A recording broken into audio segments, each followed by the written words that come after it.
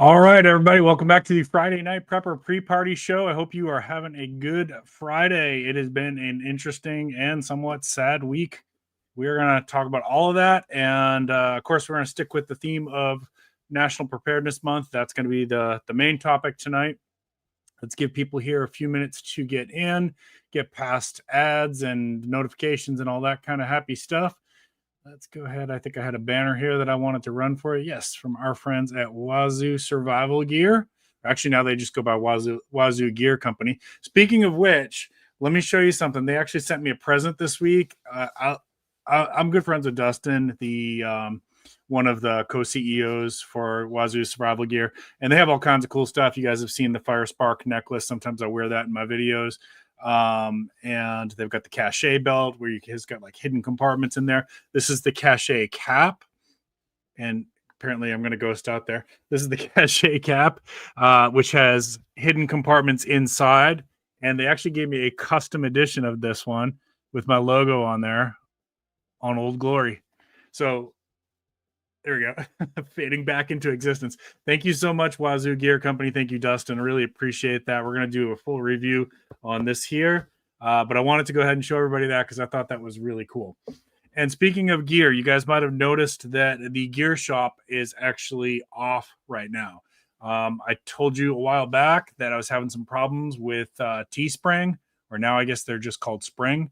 I don't badmouth brands on this channel, so I'm just going to say that we're not going to be working with them anymore, and I will have new gear coming, but it's not a high priority right now for this channel. So just be aware that the shop is off limits right now. It's off. When I do have a gear shop come back on, it will be with a different company. So if you're using Spring, that's, you make your own decisions on what you want to do with that, but I'm just going to say I have not had a good experience with that. You guys know the rules for the live streams here. No racism, no sexism. Be kind to the moderators. If you have something to say, if you disagree with something I say, or somebody in chat, if you disagree with somebody in chat, articulate your point. This is one of the values of this channel, and this is one of the things I'm going to talk about at the end when we talk about the passing, the assassination of Charlie Kirk, is that we have to continue to value debate. We have to continue to value free speech. But one of the messages that Charlie always tried to do with his appearances was to get people to learn how to articulate their debate better. Okay, so we'll talk about more at the end. That's not really the main focus of this live stream. And what else do I have? Oh, if you did a response to my video response challenge, and I haven't seen it yet, if I haven't commented on it, please leave me a message or somehow let me know. I want to make sure that I give everybody credit and put you in on the community tab so that everybody can see your video. And also I'm starting a playlist going from this video response forward that I will make public, of course, of everybody's responses and to my future VR challenges of people's responses. So it's going to be not just my videos, but anyone who responds to my video response challenges. So I want to make sure that you get in there. If you did one and I didn't see it, I didn't give you credit for it, if I didn't comment on it, let me know. Okay. And let's see, do I have any other announcements today? Yeah, one more little one. I don't want to get too much into this today, but I want to clarify, because there was some discussions in the community. I'm not trying to get in on this really, but if you're a guest on my channel, generally speaking, if you want to use clips from our live stream, I'm probably going to be okay with that. A little conversation is good, but I'm not going to copy strike a guest who's been on my channel, right? Like I'm not going to do that. And there are times when, even if I don't have a guest, I'll say it's okay to remix portions of this. It's okay to reuse the entire thing. In fact, this video today, if you want to take clips and put them on and remix them using the remix button, I've got it turned on. You can put them on your channel, and you'll get credit for it if you use the remix button. I believe that's how that works. If you want to record this and repost it, I'm not going to copy strike this video. Now, I don't do this for every single video, but this is one where we're talking about some kind of beginner and intermediate tips, and we just want to get people involved with prepping. We want to get, the more people we get involved with this, the better it is for the entire community. So certain videos, I will tell you, like, yeah, go out and share it if you want, use portions of it if you want.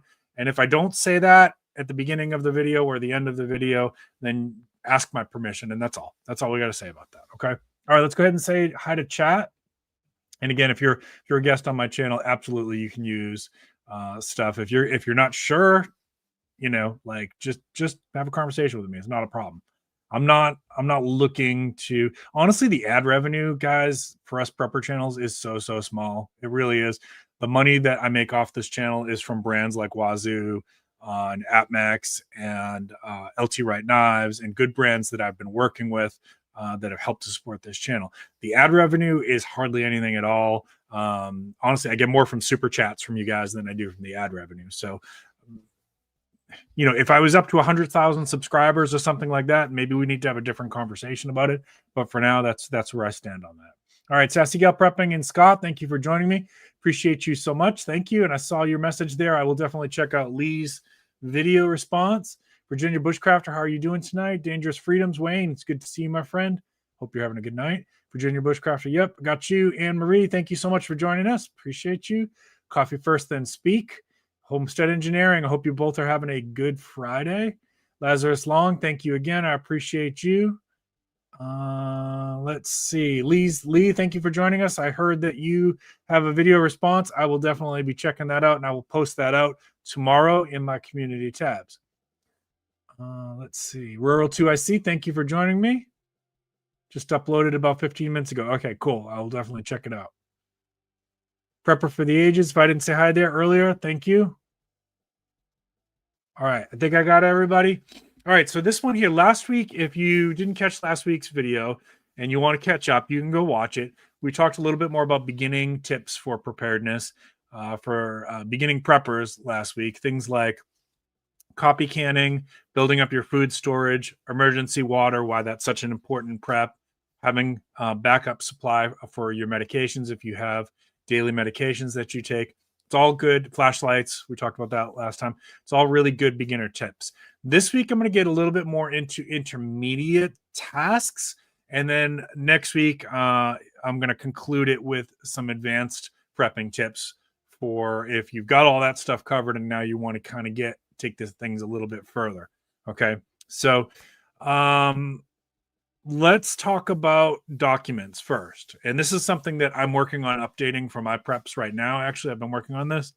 You want to build up backup supply. Excuse me. Excuse me.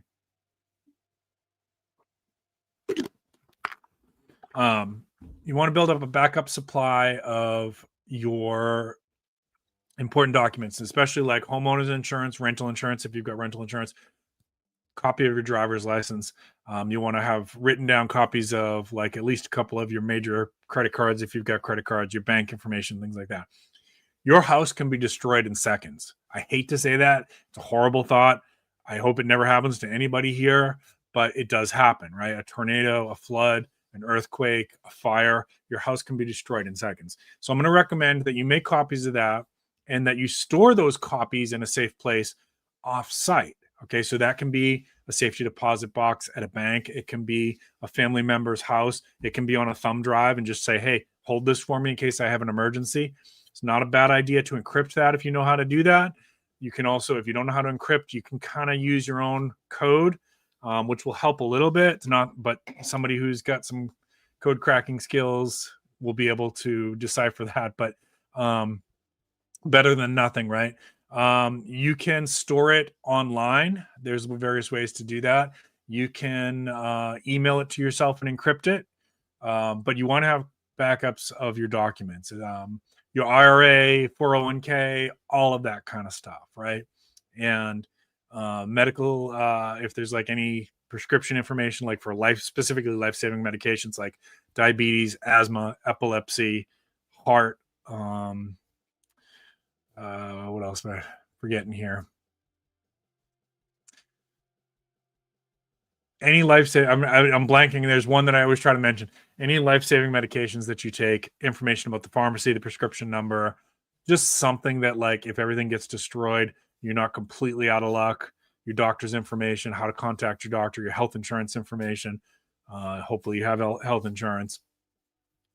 I think I said bank account numbers. You want to have all that kind of stuff, back it up somewhere, okay, and then offsite in a secure way, okay. So that's kind of an intermediate prep. It's one that I'm working on updating for myself because the last time I did it was a while ago, so I need to kind of update some of those documents. Next one is self-defense. Now, I understand that some people in my community do not want to own a firearm. No problem. I'm not the channel that's going to pressure you into that. I'm only going to say that if bad people come into your house and want to hurt your family, begging and pleading is not going to work. Okay. And there are times when the first responders are going to be delayed to get to you. Even on a good day, average police time is 8 minutes. A lot can happen in 8 minutes. So you do what you make sense for your family. I would maybe at least think about pepper spray, if nothing else. But remember that pepper spray is not going to disable, it's not going to stop your attacker. It's only going to give you probably a little bit of an advantage with them. And when you spray pepper spray indoors, you're going to catch some of that too. You're going to be eyes watering, even if it's not directly on your face. You're still going to be like kind of coughing, choking, sneezing, eyes watering. So you're going to get some of that too. My personal opinion is it's maybe not the best choice for internal home defense.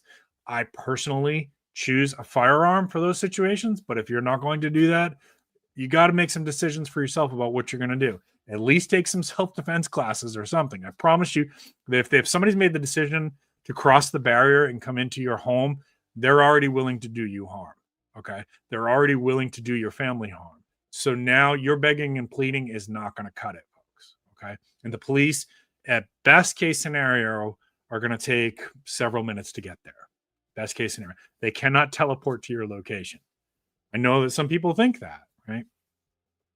Now, if you're, well, I'm going to save that. I was going to get a little political on that. I'm not even going to go there. All right, let's go to chat, and then I got a couple more things here.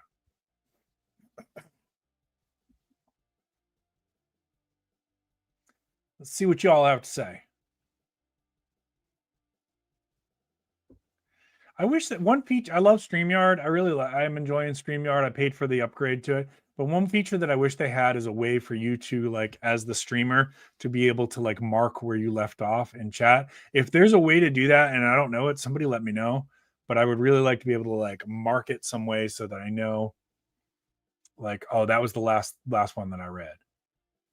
Definitely not a bad idea to invest in a safe. You can get, I'll say this as somebody who works with first responders, there's no such thing as a fireproof safe. There's no such thing as a fireproof safe. There's fire resistant safes. Okay. And they will work up to a certain degree of heat. For most house fires, those might work. But there's been times where people have had one of those fireproof safes, had a house fire, and then everything in there was still there, but it was not really legible. People have had precious metals inside those things melt. Of course, those have a lower melting point too. So just think about, like, what makes sense for you. It's never a bad idea to have a good safe for your house. Yep, I agree with that. So talking about the documents, Sassy Gal Prepping says keep in a few different formats and places. Yep. Yep, not a bad idea. Not a bad idea. A little fireproof box would be great. Yep. It's better than not at all, for sure. I just want people to know that, like, there's no such thing as completely fireproof. Birth certificates, great. I didn't mention that one. Thank you. Home ownership, if you've got information on that. Social security cards, great. Pet records, thank you for saying that, Coffee First. Great suggestions. This is why we have such an awesome community, y'all. This is why it's good to come and be a part of chat. I know some people watch these after the fact, but Friday nights we go live at 7:45. Great community. Get involved with the chat. You're missing out on a lot if you don't do that.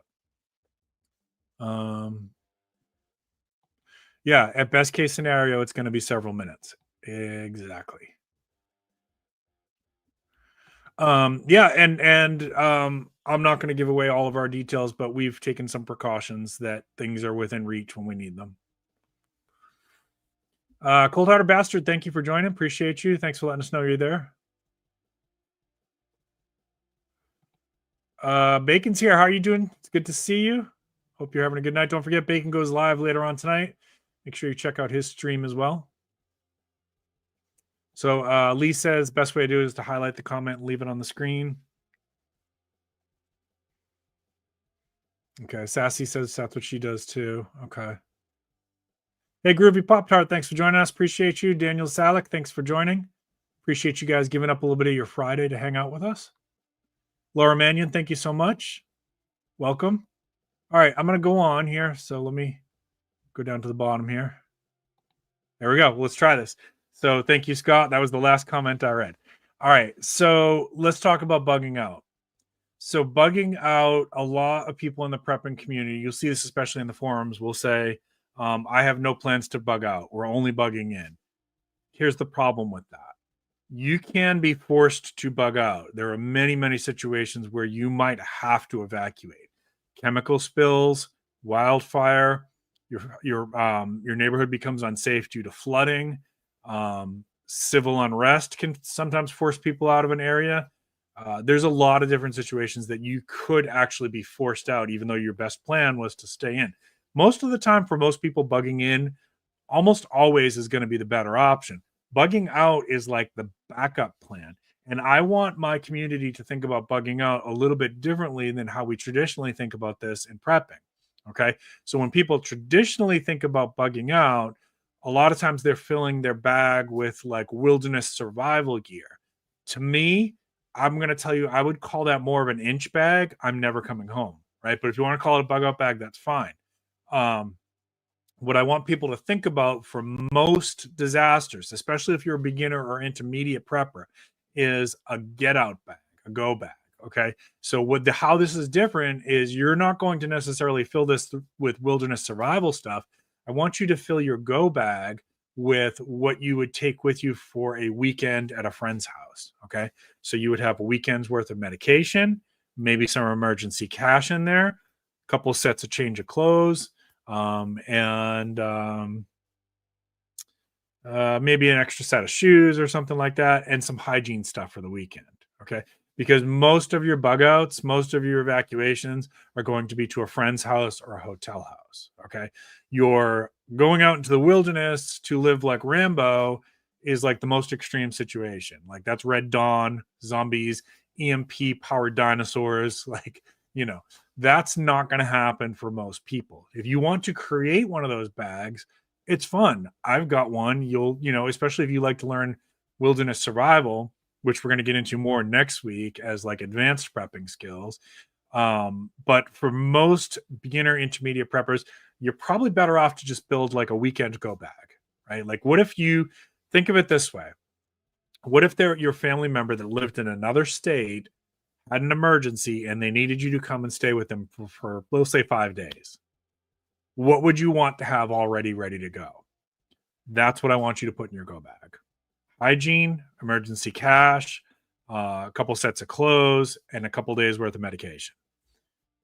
You can throw some extras in there like a good flashlight and, phone charger, extra cords for your phone. You could throw some extra stuff in there. There's no problem with that. But I want you to think about like those weekend essentials is how you would fill that bag. Okay. That's when we talk about bugging out, most of the time, that's what bugging out would look like. The running off to the hills of Appalachia to hide from the aliens that have just landed in their spaceships. It's pretty far out stuff. Okay.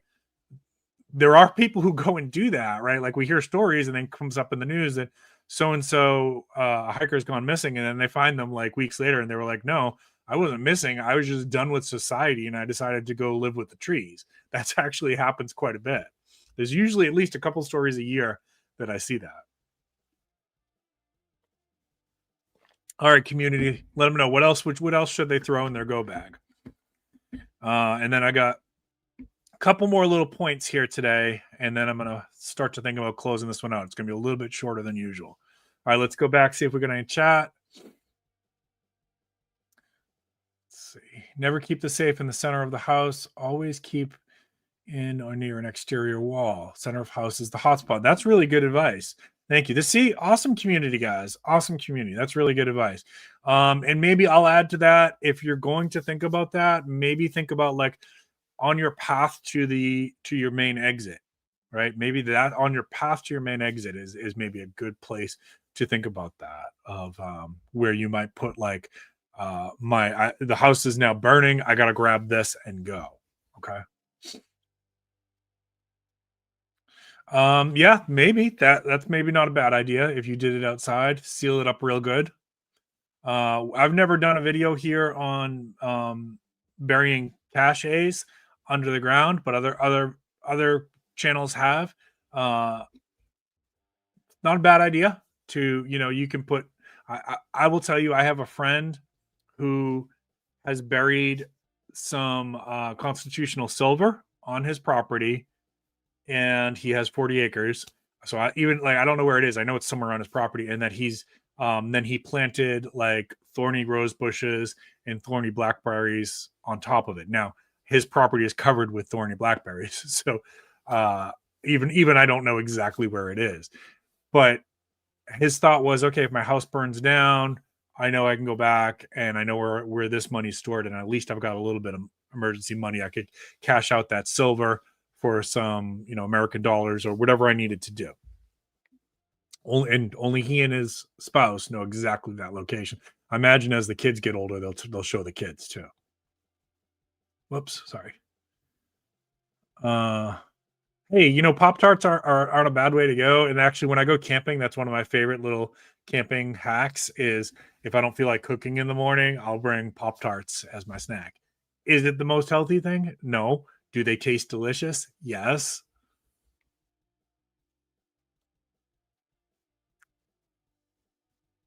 Yeah, and so if you're, I'm glad you said that. Thank you, Coffee First.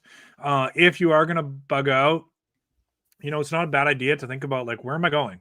Where am I going? Do you have at least a family member that has, or a friend that said, "Hey, listen, if things get bad, you can come to me," right? Mrs. Sarge and I have a couple different locations that we can go to, and those people know they can also come to us if they need to. So we've talked about this in advance. Have those conversations beforehand, before a big emergency happens. You want to have those conversations with loved ones and friends beforehand. Like, hey, if there's a problem, you can come to us. And they're probably going to say, and if you guys have a problem, you can come to us as well.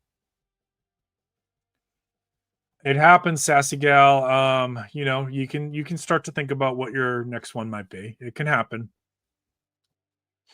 Sometimes the property that a person owns, they have to get rid of it for some reason. Sometimes a friendship that you had falls apart. Sometimes family members lose those relationships. Things happen. So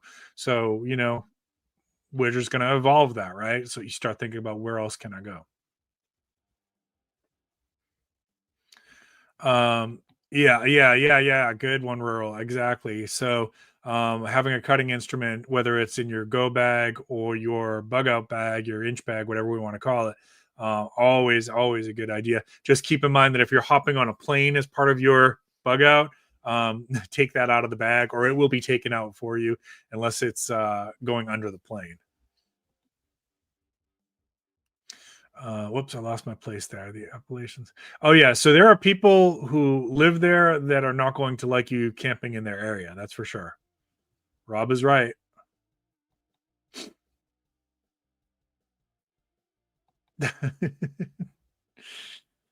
Hey, you know what? You do what you got to do, right? Yeah, a lot of people moving away from people.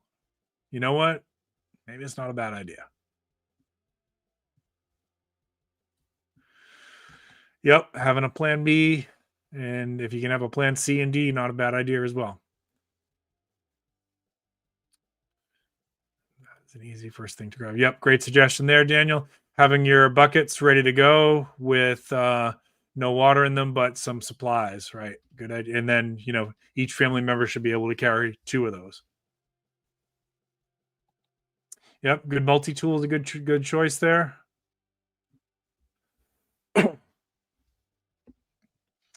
Uh Oops. Sorry to hear that, Sassy. Sorry to hear that. Yes. Thank you, Laura. Thank you for saying that. Might be a good idea to bring something to share with your hosts or co-refugees. Instant coffee, Pop-Tarts. Yes. Yeah. So if your plan is to go to a family member or friend's house if things get bad in your area, ask them what you need to bring because they might have specific instructions, right? Like they may say, you need to bring, obviously, you're going to have to bring your medications. They're not responsible for that. They may say, you need to bring, we don't have enough blankets and sleeping bags. So bring some blankets. They might say, bring all your first aid supplies. They might say, bring all your ammo, have that conversation with them in advance. So, if that's your plan, what am I supposed to bring?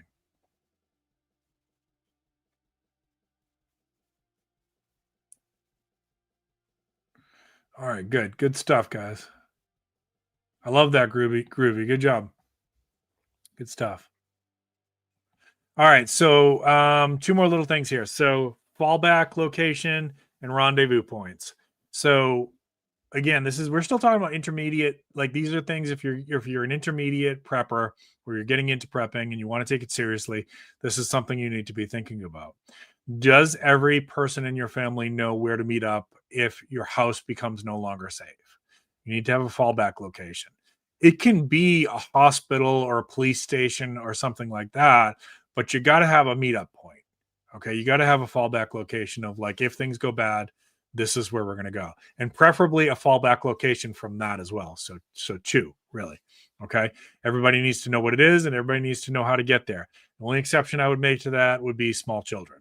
Okay. Small children, somebody's going to have to be responsible for them. So that's your fallback point, rendezvous point, whatever you want to call it. Next one, and this is the last one I've got for today for intermediate stuff, and then I'm gonna start to close this out. You want to start to think about code words for you and your family. Okay, so what do I mean by this? So Mrs. Sarge and I have a code word for if I say a certain thing, she knows that I'm going to act with velocity of violence. Okay, in other words, we're done fawning for safety. Like, here, take my wallet. With there, and then the person's asking you to get in the car. You never, ever, ever get in the vehicle and go to a secondary location. You're as good as dead if you do that, right? So if somebody wants my wallet, you can have it. You ask me or Mrs. Sarge to get in the vehicle. Now we're going to fight to the death. Okay, that's how I see it. Okay, so we have a code word that for situations like that if I say that, Mrs. Sarge knows we're going into velocity of action and to fight with the intensity as if you were the last monkey in line for Noah's Ark and it's starting to rain. Okay. That means gouging out throat, eyeballs, groin, fight dirty, do whatever you have to do. Okay. And then she also knows that if it looks like I've got it under control, to run and get help. Okay. We also have code words for, and this is, I'm going to encourage, because I know there's a lot of channels here tonight. There are a lot of channels in the chat. If you have a big social media presence, you need to know that it is ridiculously easy right now to make an AI version of you to mimic your voice and to call your loved one and say, Mrs. Sarge, this is Sarge. I'm in trouble.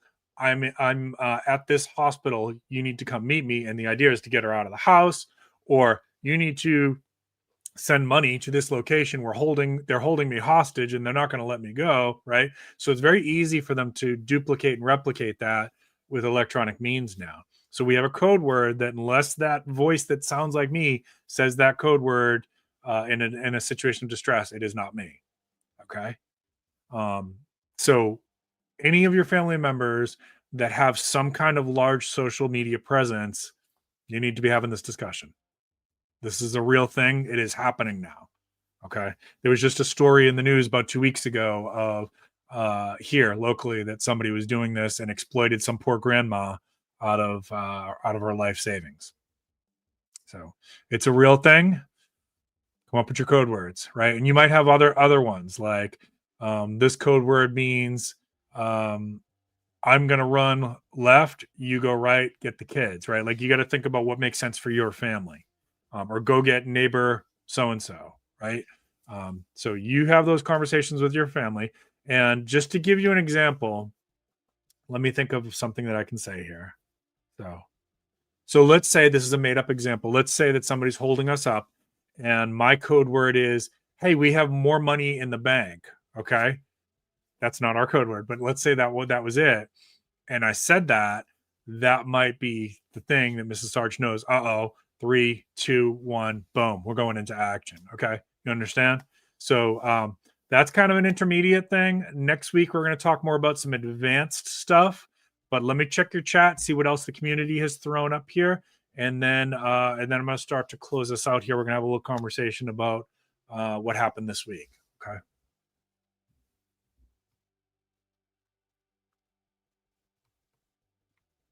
Okay, back to, all right, there was Laura's comment. I think I left off somewhere around there.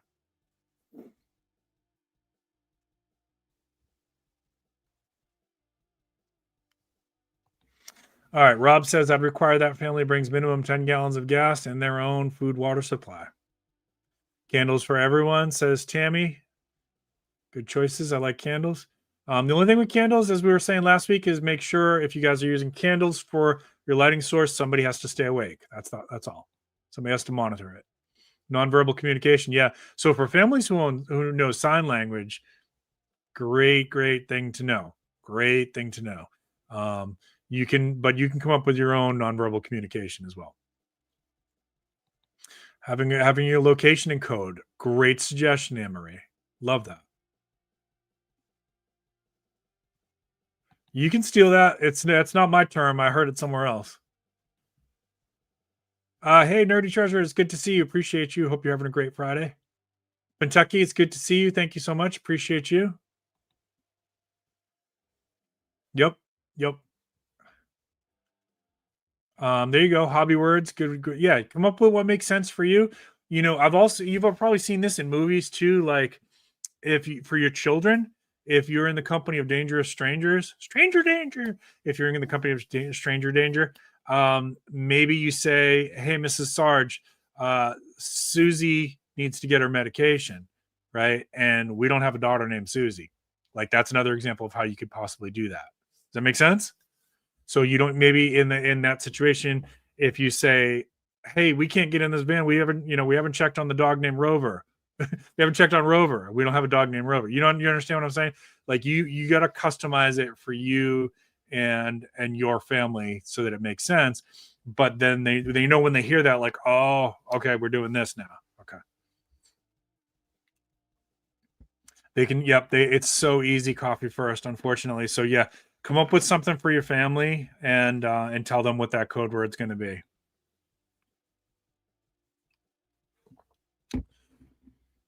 No, you're good, Pentucky. Don't worry. I appreciate you coming in. Yep, get out of Dodge. That's another one. That's another acronym. Good. Everything. Okay, so you're using it as a code word. Okay. Good.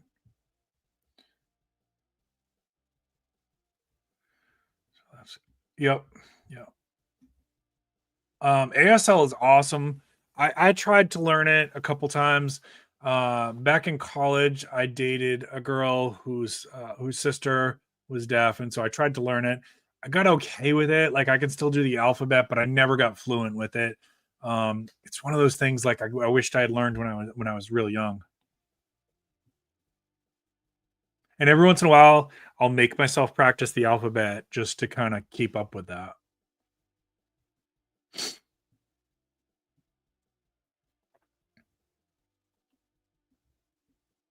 All right. Whoops. Lee says, and codes for when it isn't safe to enter the building when someone is accompanying you. Great suggestion. Great suggestion. I love that. Yep. So, and you all know about this one here that, like, if you see somebody do that, that means they're in distress. They're being maybe trafficked or being held captive against their will. Be aware of that one. That's like the universal for help. I'm being trafficked.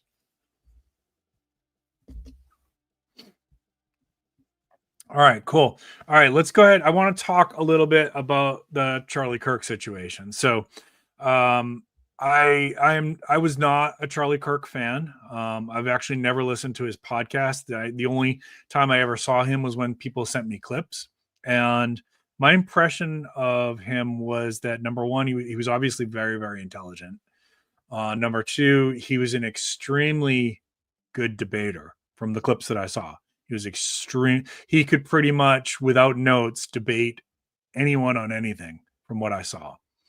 And number three, my impression of the clips that I saw of him, again, I've only seen stuff that people sent me, was that he always listened to what other people had to say, gave you a chance to speak your mind, articulate your point, and he encouraged free speech. So whether or not I agreed with other values of his, we share that. We shared that. We shared that dialogue and debate and respect for each other, and giving that person the other space to speak their mind, and not only that, encouraging them to speak their mind and articulate their point, and teaching them how to do so, is something that is really important that we can't lose in this country. Okay, so this political assassination was not just an attack on Charlie Kirk, the right-wing influencer. This was an attack on free speech. That's how I saw this. And George R.R. Martin famously said or wrote, "When you tear out a man's tongue, you're not proving him a liar. You're only telling the world that you fear what he might have to say." This was a political assassination, and it was also an attack on free speech. Whether or not I agreed with Charlie's messages, I respect that he was intelligent. I respect that he was a good debater, and I respect that he used his platform to allow other people to speak as well. Okay? Folks, if we don't dialogue and debate and listen to each other, and we resort to violence as a way to solve our problems, we're in a lot of trouble. I was very sad to see some of the reactions online. People celebrating this, people making a mockery of it. I don't know that you can call yourself a good person and do that, because regardless of how you felt about Charlie, his kids are going to grow up and see all that stuff that's out there now. That's not okay. So I would encourage you to look, and I'm not going to sit here and insult you and tell you you're evil or anything like that. I would encourage you instead to go look in the mirror and think about how your actions are affecting other people. Violence is not the solution to this, folks. I see a lot of people on Reddit calling for political violence. Reddit has become the new 8chan. People are feeding into each other's, somebody's going to have to do something about this. We need a revolution. I'm tired of protests. I need you. This is what the rhetoric that's going on Reddit. Reddit doesn't seem to care. Reddit's encouraging it. And again, as somebody who supports free speech, yeah, but there are consequences to our free speech. And encouraging acts of violence has always been one of those borderline gray areas. So, what kind of crackdown do I think will be in the aftermath of this? I think that you're going to see a lot of people. This is already happening. People are losing their jobs because they went online and were celebrating this and making a mockery of Charlie. And that's going to probably continue to happen for a while. And I think there's going to be a big crackdown on calls for violence and things like that. So if you're one of those people that's done that, you could probably expect a knock on the door from the FBI. What can we do as a community? Number one, we have to be able to dialogue and debate and disagree and listen to each other. Okay. I have people here who come every week to my chat who don't agree with things that I say. And we can have those discussions. Sometimes they private message me. Sometimes we've had phone calls about it. Sometimes I've done text messages back and forth with them, and we always work it out and we have mutual respect. There are people in the community who go the exact opposite of that and want violence. They want civil war. They want, people to be hurt and murdered and things like that. If we go down that route as a country, there's no turning back. We will never get back the democracy, the republic, the listening to each other, whatever comes of that. If your team wins, you're still not going to be happy with the results because the country's not going to look anything like what it is now. It's going to look like other countries that we try not to be. Okay. I hope you understand. I hope this message hits home for a few people.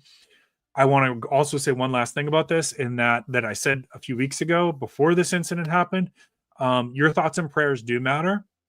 I know that some people are, when they say like make a comment about, you know, rolling their eyes with thoughts and prayers, they want more action. I understand that. I understand the message, but there are other people who are making a mockery of prayer and people of faith. And I am somebody, you guys know where I live. You know the tragedies that have hit my community. I have worked with people who've been the victims of mass violence, or their family members have been the victims of mass violence. And I assure you that your thoughts and prayers do matter, and they do bring comfort. Okay. And just remember that. Don't worry about the people who try to make a mockery of your faith. You keep praying. Okay. And I will too. All right, folks. I thank you so much. I'm going to go back and read your comments here. I see that people were chiming in a lot of stuff. I do have to sign off, unfortunately. So I will read your comments after I sign off. I thank you so much. I hope you have a wonderful weekend. Thank you for hanging out with me on your Friday. Hug your loved ones. Make sure you get outside if you can. And once again, keep planting your seeds, keep stacking your silver. This is Prepping with Sarge.